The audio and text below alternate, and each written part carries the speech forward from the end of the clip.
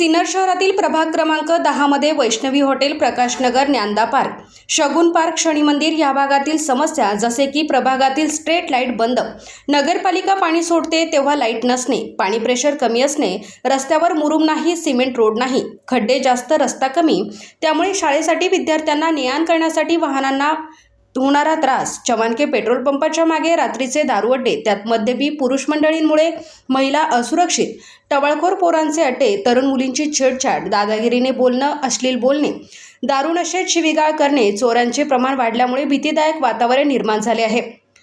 Petrol चोरी होणे, दिवसाही चोरींचे प्रमाण वाढले आहे. यावर यांसारख्या विविध समस्यांनी ग्रासलेल्या नागरिकांनी शुक्रवार दिनांक 21 ऑगस्ट रोजी भारतीय जनता पार्टी सिन्नर यांच्यातर्फे प्रभाग 10 मधील नागरी सुविधा मिळण्यासाठी भारतीय जनता पार्टी महिला शहर अध्यक्ष सौ देवयानी वाघ यांच्या प्रयत्नातून सिन्नर नगरपालिका येथे विद्यमान नगराध्यक्ष विठ्ठलराजे उगले यांना निवेदन देण्यात आले. त्याचप्रमाणे मुख्याधिकारी अभिजित कदम यांना देखील निवेदन देण्यात आले.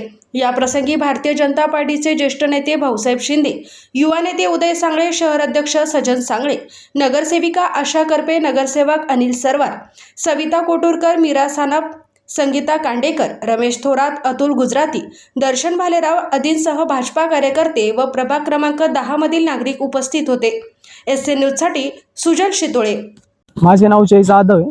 मी प्रभाग क्रमांक 10चा एक नागरिक आहे किंवा जेएनसी म्हणता येईल. तर इकडं प्रचंड प्रमाणात आता सध्या पाऊस चालू आहे आपल्या संपूर्ण महाराष्ट्रामध्ये. या ठिकाणी इतके खड्डे आणि इतक्या रस्त्यांचा गोंधळ आहे. तर नगरपालिकेचे कर्मचारी इथे येऊन गेले 2दा-3दा किंवा त्यापेक्षा जास्त वेळेस येऊन गेले. नगराध्यक्ष स्वतः इथे येऊन गेले. त्यांनी इथे पाईपलाईन खोदलेली, परंतु अद्यापही त्या पाईपलाईनचं काय म्हणतात काम पूर्ण करण्यात आलेलं नाही. दुसरी गोष्ट म्हणजे रस्ते खूप कनेक्टिंग लिंक आहे रस्त्यांची, परंतु एकही खड्डे असे झालेले की त्या खड्ड्यामध्ये पाय ठेवला की लगेच माणूस घसरतोय. अनेक नागरिक त्रस्त आहे. मुख्यतः MIDCतून येणारी काही गर्दी आहे. ताईन ते बोलल्या की जसं अद्याप रात्री नागरिक येतात किंवा संध्याकाळून महिला कर्मचारी येतात, त्यांचाही प्रश्न आहे, त्यांचंही छेड वगैरे काढत असतात.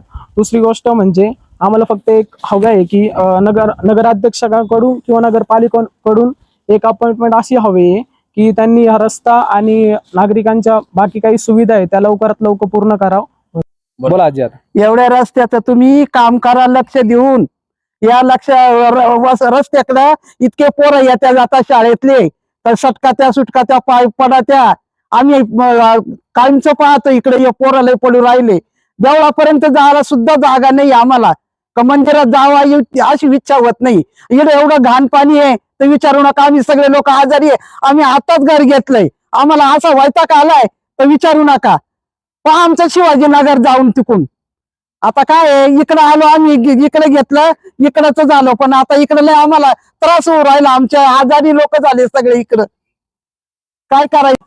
नमस्कार, मी संगीता रोहिदास सहाने. गेली 5 ते 6 वर्षापासून ज्ञानदा पार्कच्या मागील शगुन पार्क आणि ज्ञानदा पार्कच्या मध्ये आमचे रो हाऊसेस आहे. तर मी जसे इथे आले तेव्हा घर घेताना बिल्डरने सांगितलं होतं की एक 2-3 महिन्यामध्ये इथे गटारी आणि रस्त्याची सोय होणार आहे. त्यामुळे आम्ही इथे घर घेतलं, परंतु आज 5-6 वर्ष झाले राहतोय. इथे रस्त्यांची अवस्था फारच बिकट आहे. त्याचबरोबर गटारींचं व्यवस्थापन नाहीये. सांडपाणी ज्ञानदा पार्ककडून येणारं जे सांडपाणी आहे ते सांडपाणी पूर्णपणे रस्त्याने वाहत असतं.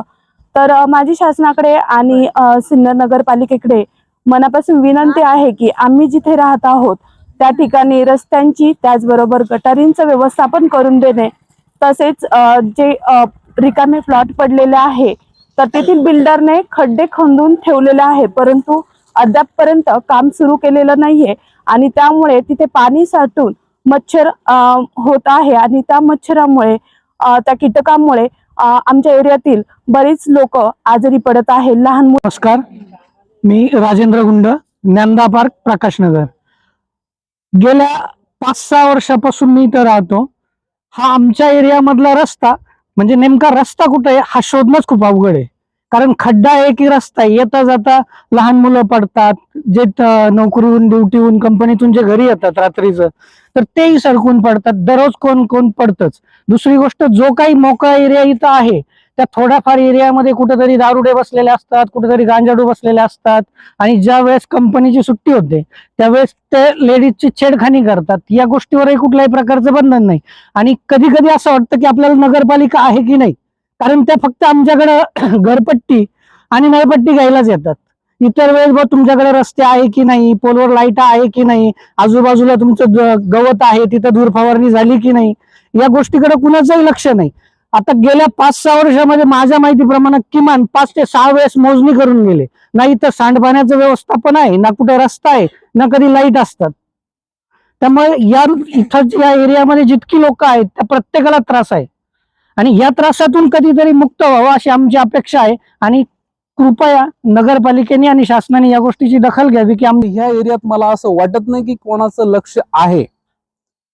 कारण असं की आपला वैष्णवी हॉटेल पासून ते करपे ग्राउंड इथपर्यंत कोणाचंही लक्ष नाहीये. ह्या भागाची जर परिस्थिती बघितली तर मला असं वाटतंय कदाचित बाहेरचे खेडे सुद्धा बरी परिस्थिती असेल. रस्ता हा बघण्यासारखा नाहीये. लिटरली तुम्हाला जर काही आक्षेप असेल तर येऊन बघा. गटारीचं तर बिलकुलच नियोजन नाहीये. गटारी, सांडपाणी, टॉयलेट पाणी हे अक्षरशः रस्त्यावर आहे आणि त्या सांडपाण्याच्या कारणाने आजूबाजूचे लोक आजारी आहे. हे सगळ्यांना नोंद आहे आणि याच्या प्रत्येक लोकांनी, प्रत्येक कुटुंबियांनी नगरपालिकेत जाऊन लीगल कंप्लेंट पण केली, तरीही याच्यावर कोणाचीही ऍक्शन झाली नाही. याच्यात आपल्याला कुठलं राजकारणही नकोय, कुठल्या व्यक्तीवर पर्सनल कोणालाचा दबावही नकोय. फक्त आमची एक रिक्वेस्ट आहे या एरियामध्ये की कमीत कमी रस्ता किंवा सांडपाणी ह्या 2 गोष्टींचं काहीतरी नियोजन होऊन हे काम करायला हवं, एवढी आमची रिक्वेस्ट आहे. इव्हन प्रकाशनगर पासून आपण वैष्णवी हॉटेल पासून इथपर्यंत जो येतो त्याच्यामध्ये नोकरीवाले लोक आहे, अक्षरशः बाईकवर येता. रोज कोणी ना कोणी कळतं की यार हा व्यक्ती आज तिथं पडला, तो व्यक्ती तिथं पडला, असं लिटरली पावसाळ्यात आम्ही रोज बघतोय. बायका सायंकाळच्या वेळेला ड्युटीवर न येता, त्यांना तर सेफ्टी बिलकुल नाहीये. रस्त्यात कसं चालावं, काय चालावं हा त्यांच्या पुढे मोठा प्रश्न आहे. तर माझी आपल्या नगरपालिकेला एक खूप मोठी रिक्वेस्ट आहे का त्यांनी यावं, बघावं. मी पर्सनली 2 वेळेस नगरपालिकेत जाऊन आलो, तिथं भेट घेतली त्या लोकांची. त्यांनी फक्त आमचं एक समाधान केलं की आम्ही येणार, बघणार, सगळं करू, पण काहीही झालेलं नाहीये. प्रभाग क्रमांक 10 मधील सर्व नागरिक एकत्र झालेले आहेत आणि हे नागरिक आजच एकत्र झालेले नाही आहेत. यांना एकत्र येऊन 15 किंवा 16 वर्ष नक्की झालेले. मी पण इथली एक सुज्ञ नागरिक म्हणून इथंच राहते. मलाही आज 15-16 वर्ष झालेले आहेत. घरपट्टी, नळपट्टी दरवर्षी प्रामाणिकपणे भरणारे इथले सगळे नागरिक आहेत आणि 15-16 वर्षानंतर घरपट्टी, नळपट्टी घेऊनही आजच्या या सुधारणा असं काही नाही की आम्ही आज कोणाला बोलवलं आणि मग दाखवतोय. कोणत्याही प्रकारचा राजकारणाचा विषय नाही हा. इथं फक्त आज नागरिक राहत आहेत आणि नागरिक कोणत्या परिस्थितीतून इथून जात आहेत, जाताना येताना त्यांच्या काय हाल अपेक्षा आहेत. आणि हा कामगार वर्ग असल्यामुळे महिला वर्ग संध्याकाळी कसा येतो घरी, त्यांना येताना किती यातना आहेत पावसाच्या, शाळेच्या मुलांच्या बस येतात किंवा नाही, हे सगळे प्रॉब्लेम आहेत. आज नगरपालिकेमध्ये भेट घेतली असताना विद्यमान नगराध्यक्ष विठ्ठलाप्पा यांनी सांगितलं की लवकरात लवकर इथे आम्ही प्रयत्न करून सगळ्या गोष्टी हे करू. पण प्रयत्न नक्की व्हायलाच पाहिजे आणि नागरिकांच्या समस्या सुद्धा ह्या कारणी लागल्याच गेल्या पाहिजे. सारखं निवेदन द्या, कागद गोळा करा. आता हे नागरिकांचं म्हणणं असं आहे की किती दिवस हे चालणार आहे. स्ट्रीट लाईट आता न्यूजवाले आले तर त्यांच्यासाठी 4 मोबाईल चालू आहेत तेव्हा आम्ही बोलू शकतोय. इथं एकही स्ट्रीट लाईट सध्या आत्ता पण चालू नाही. म्हणजे सगळ्यात पहिले महत्त्वाचा मुद्दा म्हणजे स्ट्रीट लाईट. त्यानंतर पाणी येतं तेव्हा लाईट नसतं.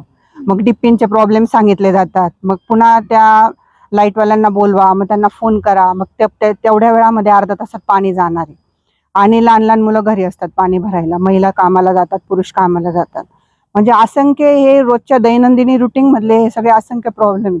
त्यानंतर येता जाताना महिलांचे हाल. मोकळा एरिया असल्यामुळे काही वर्ग तिथं बसतो, दारू वगैरे ह्या सगळ्या गोष्टी तिथे चालतात, ह्यांची बंदी. आजच आपल्या जे दबंग ऑफिसर आलेले आहे श्रीराम पवार साहेब यांनी आजच कमिटमेंट दिली की तुम्ही तुमच्या महिलांना सांगा की 112 वरती कॉल करा आणि लागलीच तिथे 1 सेकंदात किंवा 2 मिनिटात तिथे पोलीस कर्मचारी आमचे हजर होतीलच आणि काही असलं तर मला सांगा. अशी जर आपल्याला त्यांच्याकडून सुरक्षा मिळत असली तर फारच उत्तम आहे, यात काही शंकाच नाही. पण सगळ्यात महत्त्वाचं म्हणजे रस्ते, पाणी, लाईट आणि महिला वर्गांना सुरक्षा, या सगळ्या गोष्टी आहेत. आणि हा एरिया आजच झाला असं काही नाही. सांगायला गेलं तर सांगतात तुमचा नवीन एरिया आहे. मला स्वतःला इथे एक नागरिक म्हणून मला 15 किंवा 16 वर्ष झालेले आहेत. याला आपण नवीन वर्ग म्हणायचा की नवीन राहायला आलेले असं म्हणायचं, हे तुम्हीच आता ठरवायचंय. धन्यवाद.